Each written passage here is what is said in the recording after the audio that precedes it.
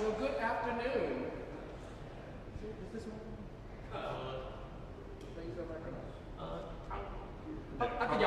Y'all can hear me, right? Okay, great. All right, as long as y'all can hear me, we're good. Hi, everybody. Well, thank you all for spending this lunchtime with us. I'm Patrick Dailey, and I'm delighted to be with you all today here in this beautiful historic space in our city. Many thanks to Andrew and to Matt for making sure that I got here. Thanks to Matt for joining me up here today, as well as to my good friend and co-founder of Early Music City, Mr. Francis Perry, whom you will hear from again. This program, as I was describing to someone, is sort of a hodgepodge of favorites. You're going to hear, as you've already heard, you've heard some early music, a lute song by Dowden, and an opera aria from Handel. We're now going to jump a little bit over to Paris, and we're going to do a little French song. Okay, so this is going to sound very crazy, and I'm sounding like I'm in class, but I'm going to land the plane when I explain this. All right. So I was born in the 80s, and of course a child of the 90s. Two of my favorite things of the 80s and 90s are music and movies, like everybody. You might have heard of a singer named Luther Vandross, one of my all-time favorites. Luther has a song called Bad Boy Having a Party. Love that song. It's a good song. It's a blue bad boy, good group. Okay, but then there's also, in the 80s, there were this series of movies called House Party. So when I think about this, like that was the kid in play, like the guy with the high top hat and they did the little dance and all of that. Okay, great. So I think about this song, Mandolin, as a house party, except it's a house party with mythical creatures and figures, but it's still a house party. So you're gonna see Tercis and Amantha, and you're gonna see all of your friends, and everybody's gonna be elegant and beautiful and like toasting to the world. All right, so this is the French version, the pre-Luther and house party version of House Party and Bad Boy Having a Party.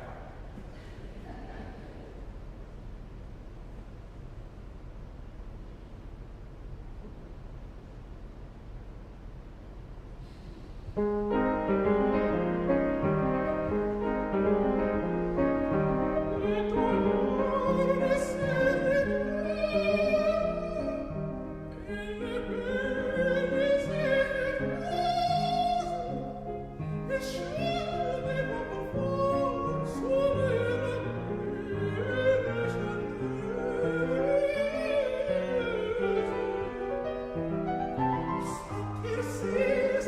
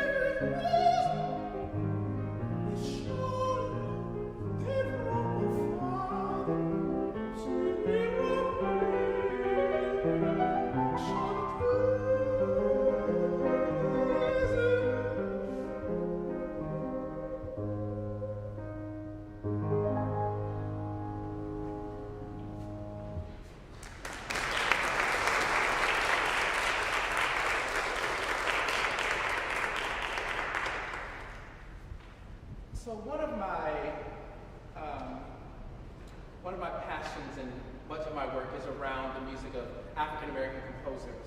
I founded the Harry T. Burley Spirituals Festival in 2016. This year will be its 10th anniversary, and we're actually going to Erie, Pennsylvania next week to present the 10th annual Burley Festival where Harry T. Burley was born in that town. So we're very excited about that.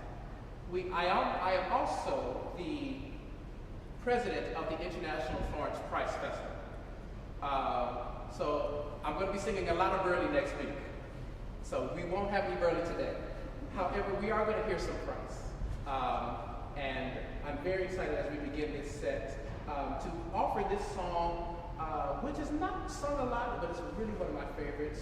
Beautiful poem by Georgia Douglas Johnson, set in Florence Price's very rigorous and touching but virtuosic manner.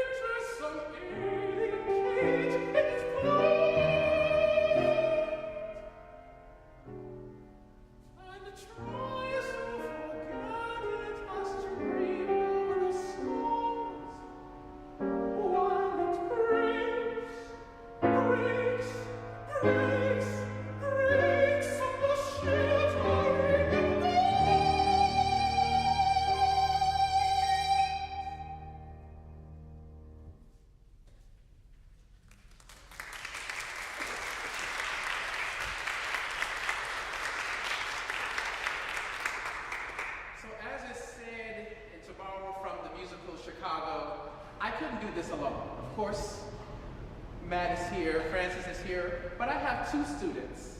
Both of them are graduating seniors. As I mentioned, I teach at, in the bio, I teach at Tennessee State, and I have two of my students who are graduating seniors, and they are preparing to do senior recitals. They are each going to perform a selection for you all. They're very gifted, very talented, hardworking musicians and singers. And so I'm delighted to introduce Brooklyn Cook, who will be performing Florence. No, I'm sorry. Get it right, Patrick. Yes, sorry.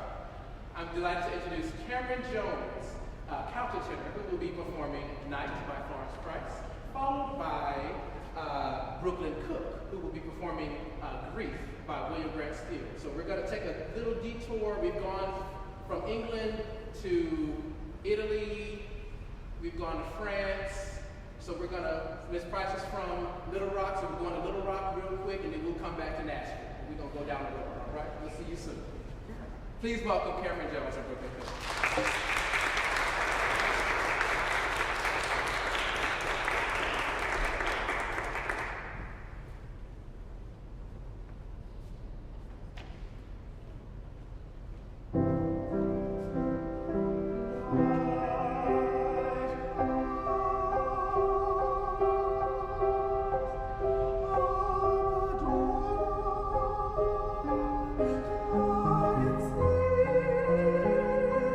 It's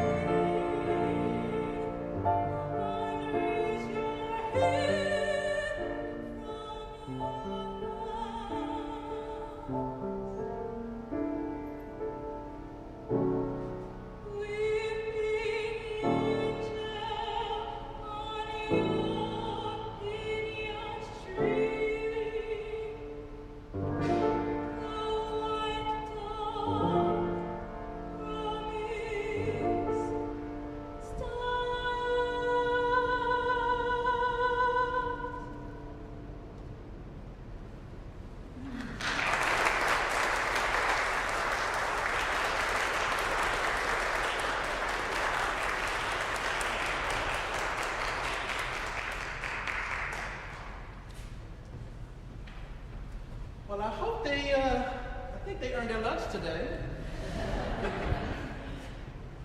and they both have their recital hearings tomorrow, so that was a little practice for them. So I think they did all right, wouldn't you agree?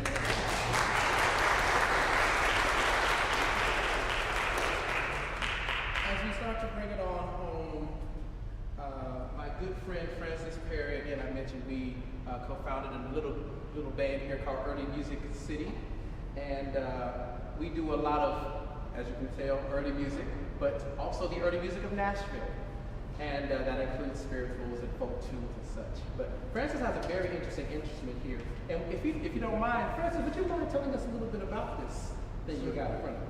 I figure you don't get to see or hear this instrument very often, certainly not in person. So I would just explain a little bit. It's a type of a lute, and it's a replica from around 1600 in Italy. And that was the early days of Baroque music, and this was the preferred instrument for accompanying singers, particularly. And it has 14 strings on it. A lot of lutes have pairs of strings, like a 12-string guitar, but when it's this type of an instrument, there are single strings, which gives it a little different sound. The question is, I'm still trying to answer, what do you call this instrument besides a lute?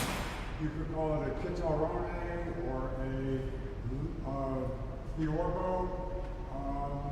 You could get into trouble with the lute police if you call it the wrong thing. So I'm very careful about what I say it is. So I just call it lute, but my lute teacher in New York used to say that if it's got a long neck on it, just call it a giraffe and leave it at that. Thank you, Francis. So now we're going to come on home, in a sense. As I mentioned, the Price and Grigg are Center for Little Rock, but there are many composers who have made their way and made their training here in Nashville. This is Music City, of course.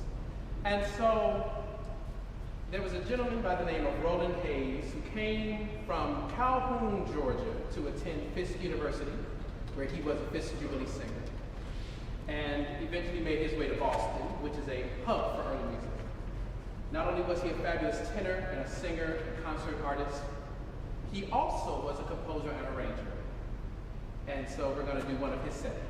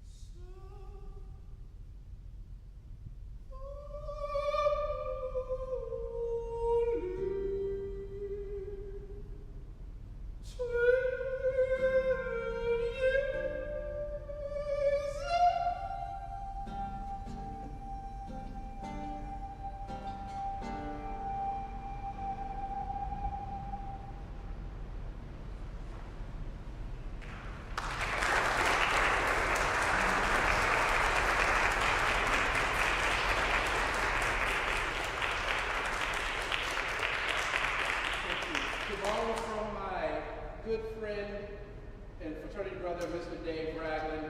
In the words of the old Negro spiritual, our time has come. Thank you again for allowing us to perform for you today. And we hope that this has brought some sense of joy and light to you and your day. I'm going to ask my students to come up, and we're going to do a big company number. We're going to close it out at home again. Although we are at Tennessee State, and we are proud Tigers, either by as students or as employees. And I was basically born to teach. Y'all come up here. We are also a collective HBCU family, and so we're going to do an arrangement of the spiritual, This Little Light of Mine. And hopefully the light that we have reflects to you, and we will all take that light and share with all. John W. Work of Fisk University's This Little Light of Mine. Thank